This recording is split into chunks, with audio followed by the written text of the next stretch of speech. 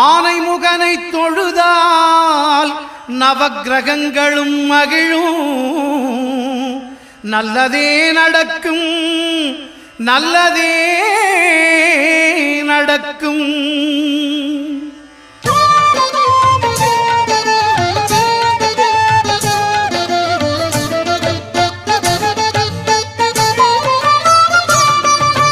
ஒன்பது கோளும் ஒன்றாய் காண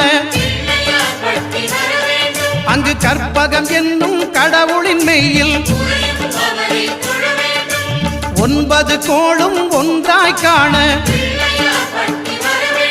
அங்கு கற்பகம் என்னும் கடவுளின் மெய்யில்